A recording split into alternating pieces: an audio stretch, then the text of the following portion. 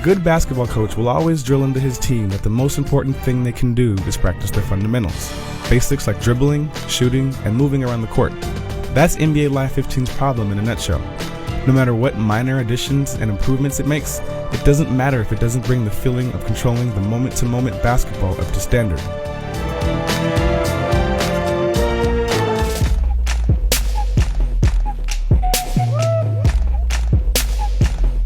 Let's give NBA Live 15 credit where it's due. This year's game looks better in nearly every way compared to last year's, particularly during close-ups. The ESPN license, specifically the halftime report with Jalen Rose, adds a level of authenticity, even though Mike Breen and Jeff Van Gundy's commentary is flatly delivered. Excellent ball movement, great teamwork, and Blake Griffin with the bucket. Give me good offense over good defense any day of the week. Well-defended possession, but better offense. Animations are still stiff though, and that causes big issues.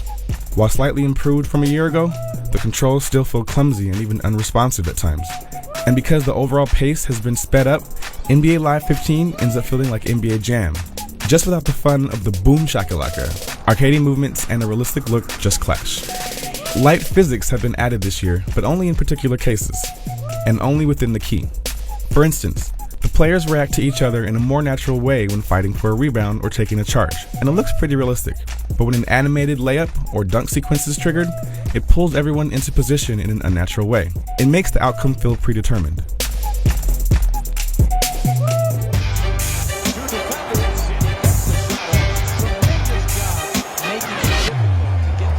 The best part of NBA Live 15's gameplay is working the pick and roll, which is extremely satisfying when pulled off.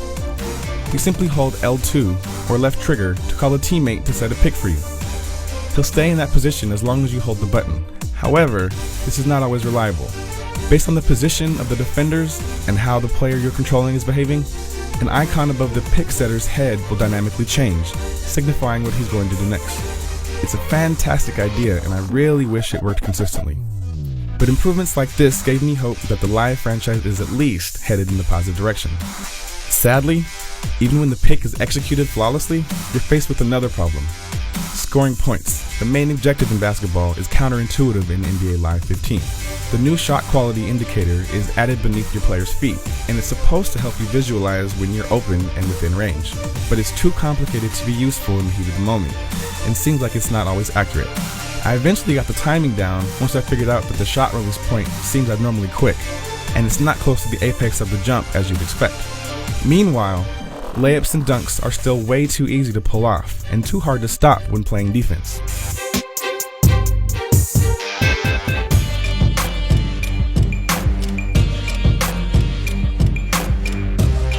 The game modes from a year ago all return with a few minor improvements. Rising Star mode, a knockoff of NBA 2K's My Career mode, is almost identical to last year's, except there are more opportunities to improve your grade when playing within your role.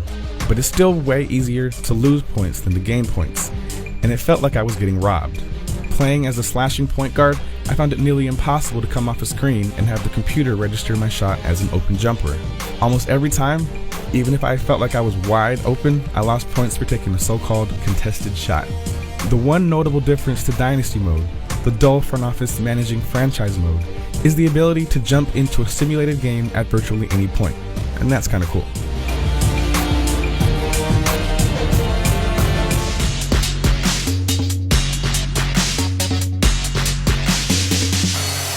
Although NBA Live 15 looks significantly better than NBA Live 14 at a glance, it still suffers from clumsy controls and stiff animations.